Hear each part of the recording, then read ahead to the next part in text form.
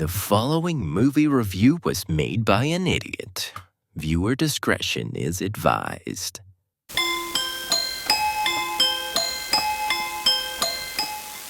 This video is for the ABCs of Horror Challenge created by Rob's Nightmares. I'll put a link in the description to his channel.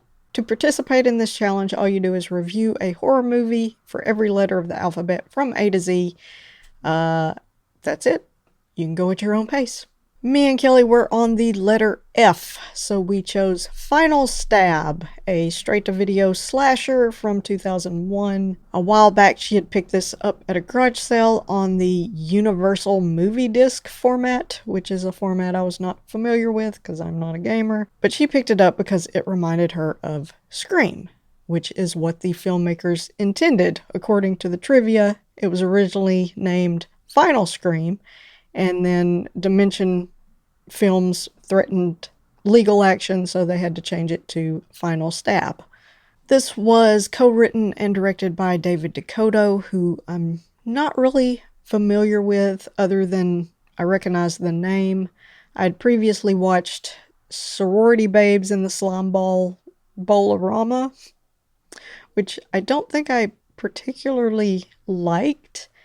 And I can probably say the same for this film. This film is less weird than that film, but that film had like an 80s charm, where I guess this one kind of has a 90s charm, I guess. I'm not sure I can tell you the premise of the movie because I found the tone kind of off-putting, but I will try.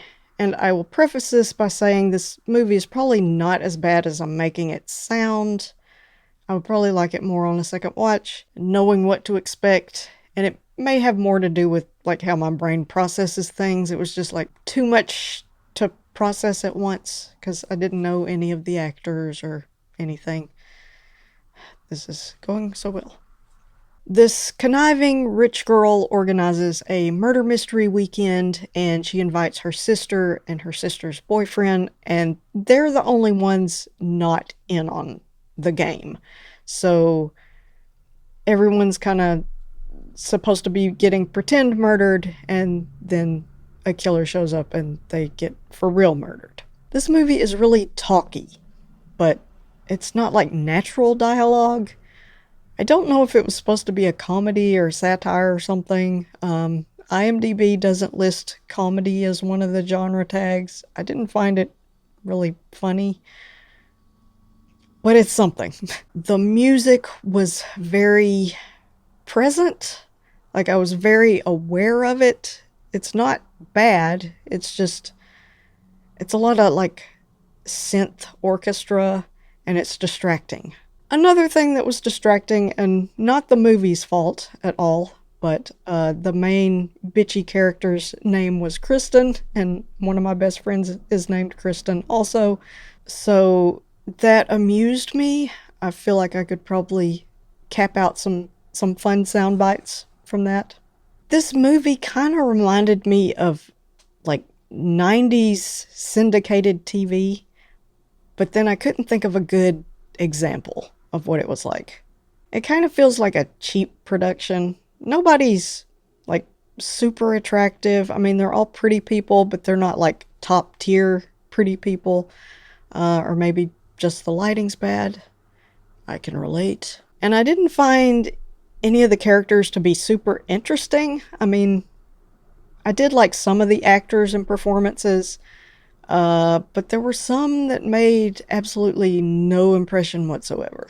The killer did have a cool look, just like a creepy mask that was like an old man with a creepy smile. And what was he wearing? Like maybe coveralls, just something dark and all one color. The kills were okay, mostly just stabbing. I don't know if anything stood out. I can't remember anything. I'm trying to remember if there was a thunderstorm, which might have provided some good atmosphere, but I just can't remember. And it did have a twist of sorts, I guess. So I might like this more on a second watch. Like I said, the tone confused me. It just didn't click. So maybe that's just a me thing. Anyway, those are my thoughts on this one. So check out Rob's channel. I will put a link in the description.